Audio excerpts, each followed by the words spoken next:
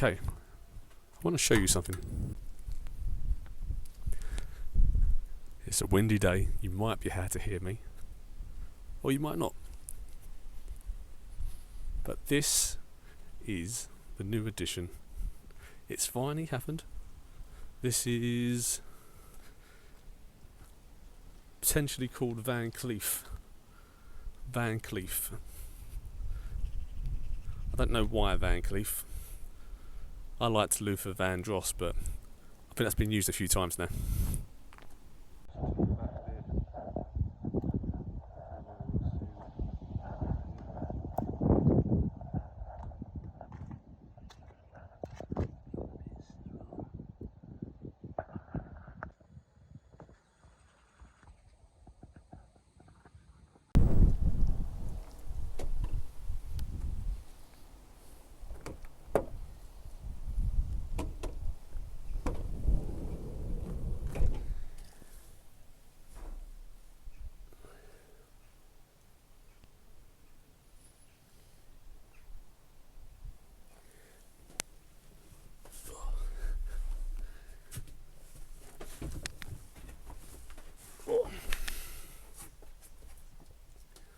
I finally did it for maybe 10, 15 years.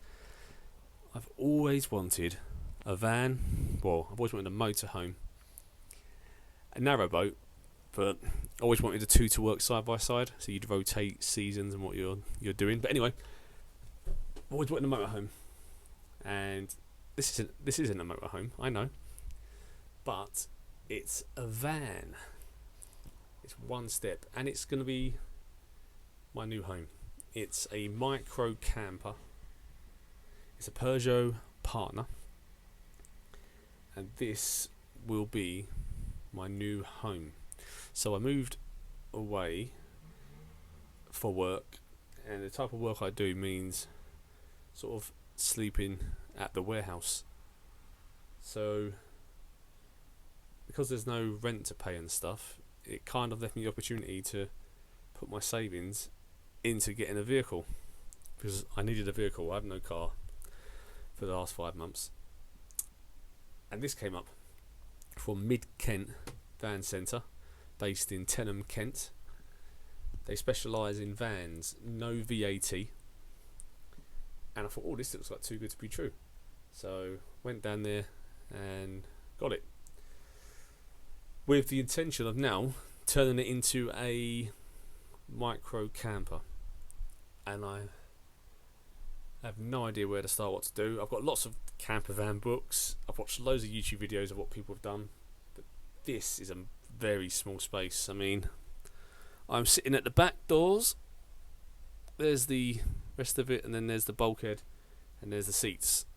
So what is the plan? Well, I sleep on the floor anyway, as you know. So I was thinking of maybe putting my roll bed in here. It's just like a Thai mat, massage mat. That's what it is.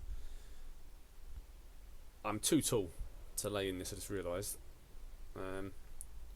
But the idea would be temporary to put the mat in here and maybe get a blow-up bed, single, that you can deflate and inflate. I think, looking this, is the bulkhead will have to be removed. I'm not going to be transporting anything. Oh, I've just realised as well something. 1 second. 1 second-rooney.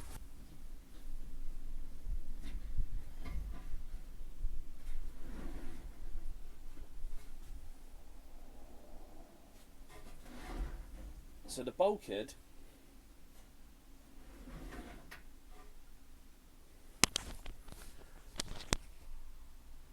Okay, that's changed things a little bit.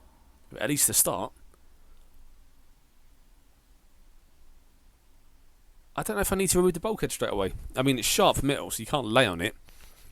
But I've got a mat. So if I laid my mat on top of this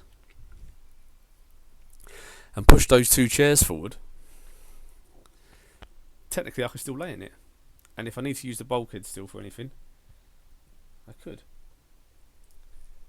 That's interesting, because I didn't want to use this van as a delivery van. I didn't get it so I could do odd jobs in it, things like that. I got it because as soon as possible I want to convert this. So when this project that's currently happening finishes, and it'll only be a couple of months, I will be out of work and homeless again. But with this van, I'm not homeless, and I never would be fully homeless, because if I wanted to and needed to, I could always go back to my parents. So I'm not after like sympathy and that side of things. But now I'd have a vehicle and a home, and it also means like for future work, I can just apply for jobs in a lot more places than I could previously, because I'm not based to one location. So once this project finishes, whatever happens afterwards, I think I could apply for maybe some old care job working 2 long days, and the rest of my time go and start travelling. I could sleep at work for them 2 days as well, potentially with sleeps. So that's my personal thing, what I'm looking at. So inside the van, looking around, just down here, there's a little recess. Now this van's only got one door, so it means all this space here would be completely usable, because it's a fixed wall. I don't have to worry about sliding doors, which means I could put stuff on there and fit something down in that recess. Now the back doors, I'm unsure what to do with them. We'll come to them in a second. So the bulkhead goes down, those 2 chairs go down, and the other side here I've got this sort of area. It's got space up the top there for something, storage. It's got a little hanging hook, and that there could be used for something maybe. I was thinking that maybe some folding trays on these doors, so you could cook outside. Have something above the doors maybe as well, for like some form of shelter in the rain. I want to get those rain guards on the front windows, maybe some nice lights and protector on the bonnet. The flooring I wouldn't change at first. The only thing I might look at is putting some reflective insulation on the roof. Probably not even line it, if anything. Like no wood or that, because there's not much headspace. I mean, I'm on the floor, my head's not far away. So, anyway, let's carry on. I want to show you a bit more of the van, and we'll see maybe what else we can do. But any suggestions you've got, tell me, because this is day 1 in the van. It's all new. Just finished work, and I just wanted to introduce you to the van. I had a suggestion, Van Cleef, for a name. It's not 100% that yet, but who knows. But yeah, let me know. Van names and ideas how to convert this micro camper. Okay, didn't know that. There is storage underneath this chair. So this is fixed, so it doesn't move. This bit lowers down only by a certain amount. As you pull this here, you've got a tray there now. Right. What's good is these doors, I think. Yeah, look. So these doors do go fully extended as well.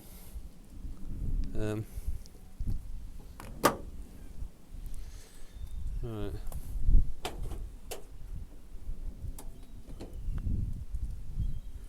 So there's the back.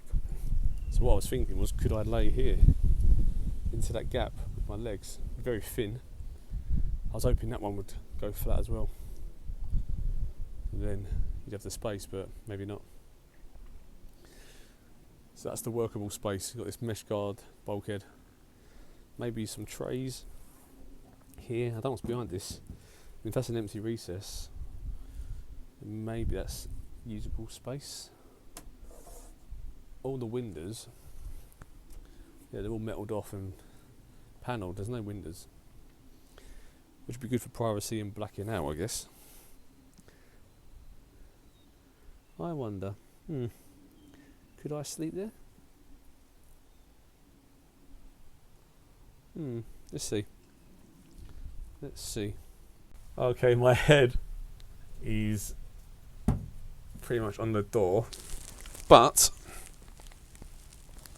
I have that space there. So you could, if you really had to, get your feet there. They'd be hanging through the curtain. You've got a curtain there, and then that'd be your head clearance. So you could technically sleep here.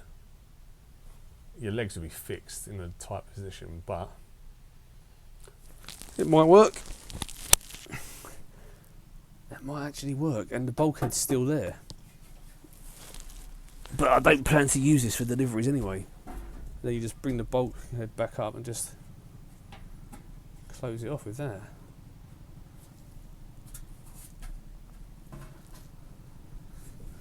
Okay. Okay. Storage here. Storage here. You pull your seat down, which gets you space. Bring that back up. It needs a hoover. It's a bit grotty.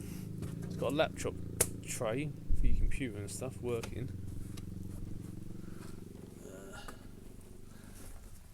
That's that seatbelt for that one, isn't it? Pull that and bring this back up a minute. Okay. I think some people will probably take these seats out and then you get all this floor space as well. I won't do that straight away, but maybe in the future. There's storage here. Storage here. Where you can put something in there. There's storage up here. I don't know how much you actually get up there. And across the top, there's all this storage. Oh, there's a packet of Smarties up there. Win-win. Don't want these storage. Oh. Because I don't know what they're for, but just throwing things in that, I guess. You got your lights either side. Microphone with the microphones in, I don't know. Handbrake. Oh. You got your ejector seat, wherever that does. Oh no, what's that do? That's bringing the chair back. Oh no. May I need to sit on it. What does that do? What does this do? People help me. And then we've got cruise control, all the basic stuff. It's got Apple CarPlay, actually. 5 gear. It's got Apple CarPlay, I just don't know how to get it to work yet. I think I might need a lead that connects from the phone to this aux lead maybe. There's no USB connector. There's storage obviously in the driver's bit here. There's a bit of storage there. I was looking for that earlier. Right, that's for adjusting the steering wheel. Windows don't fold, you have to manually fold them. Some hooks here for your coats. Could probably hang the curtains, tie them around these for now to get started. Hang them over the front of the seats. Yeah.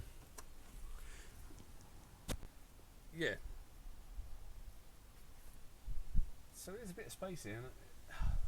But straight away you can sleep in this if you need to. So yeah, starting from now, I'll be living in the van. So some days I'll park in Works car park, some days I'll park other places, maybe down on the beach, seafronts, and try to start to get a feel of the van and how I can utilise the space. That's the big question. I also need to work out how to fix this ejector seat. Let's go round and just see. That's kind of important. It's kind of important. How do I fix my ejector seat? I also need a phone holder. Oh, I can't wait to get a phone with a microphone that actually works as well. Ignore my close facials, people. I do apologise. I'm going to try and hold the phone and mic in the same place.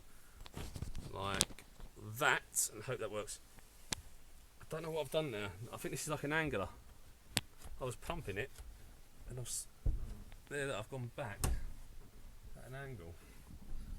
And I've got a slider here. Does that feel better?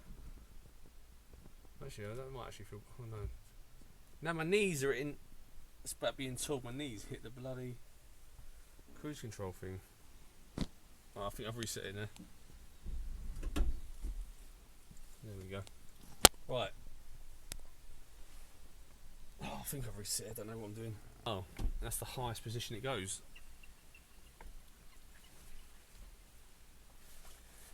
That's the highest position it goes. Right. 1 second. Somewhere I've got a key. Just gonna shut the door a second. Box down the key. You're locking and you're unlocking in the ignition. 104,000 miles, 967. Service light is on. It's got a full year's MOT from the dealer as well, with Kent. So yeah, if you're looking... we are with our resident chef, the award-winning Rob Kirby, for some top cooking hacks. Next.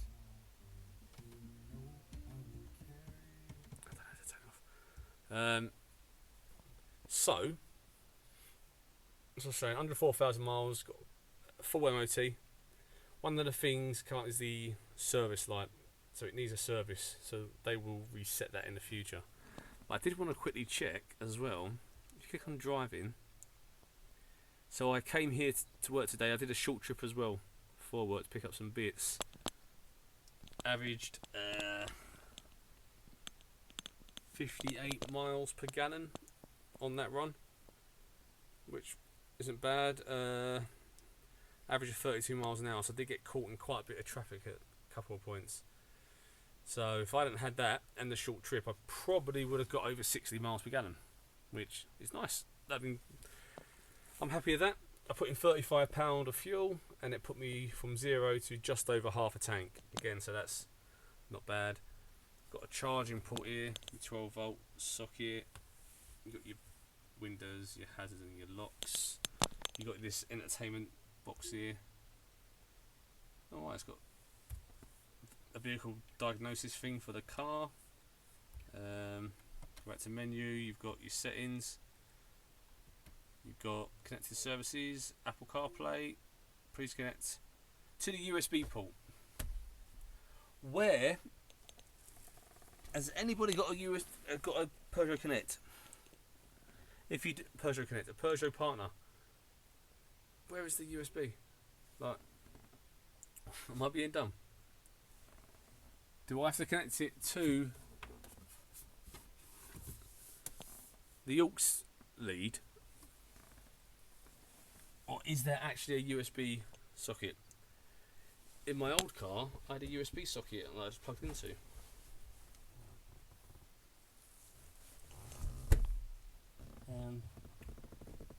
Oh, what's that down there? Is that a USB down there? What's that, people? Is that USB?